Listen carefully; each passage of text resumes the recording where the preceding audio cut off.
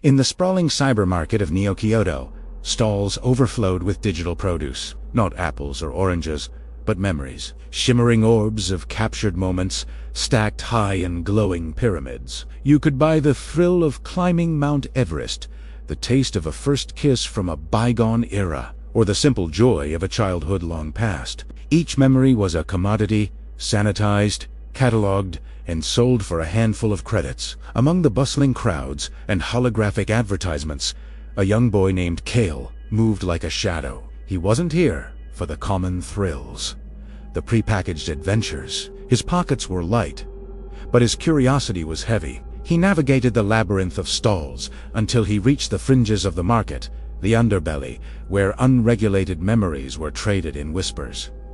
Here, the orbs weren't polished, flickering with chaotic light. An old vendor's face, a roadmap of digital scars, beckoned Kale closer. Looking for something special, kid? Something they don't sell in the clean aisles. He gestured to a single, pulsating orb hidden beneath a ragged cloth. It was a deep obsidian black, shot through with veins of crimson light. This one's different.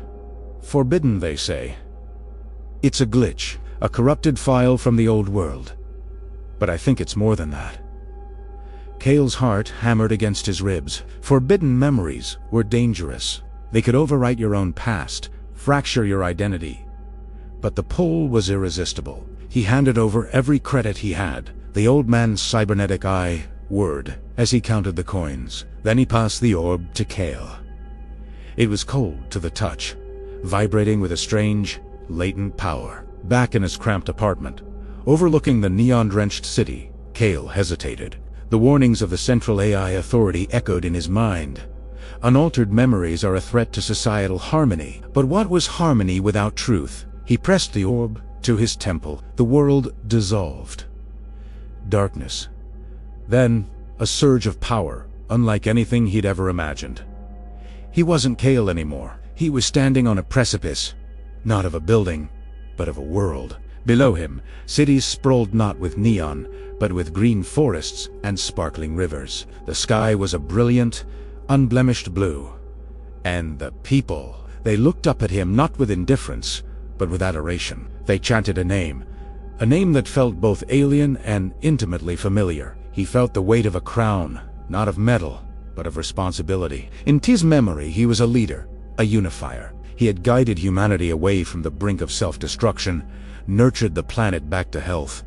He wasn't just a king, he was a shepherd. He saw himself walking through fields of wheat, his hands touching the soil. He saw himself brokering peace between warring factions, his words carrying the weight of absolute authority, tempered with genuine compassion. It was a world of perfect balance, and he was its architect. This wasn't a glitch.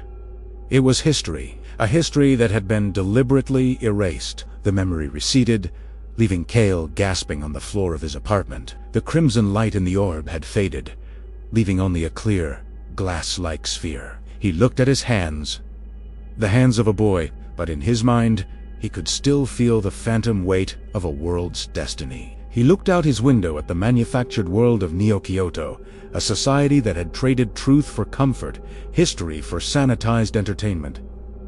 He now understood the memory wasn't of a future to be built, but of a past that had been stolen. He wasn't just a boy who had bought a forbidden memory. He was the descendant of the ruler he had just witnessed. His family's history, the true history of Earth, had been wiped and replaced with this synthetic reality. The vendor hadn't sold him a glitch. He had sold him his own inheritance. A quiet resolve settled over Kale. The authorities had erased the past, but a memory, once experienced, could never be truly forgotten. It lived on as a seed. He clutched the now clear orb. It was empty, but he was full. He knew what he had to do. It wasn't about reclaiming a throne. It was about reminding people of the world they had lost, the world that could be again. The market sold memories, but he was about to start giving one away for free. Thank you so much for watching and joining us on this journey. If you enjoyed this story and want to explore more worlds and ideas with us, don't forget to hit that subscribe button and turn on notifications.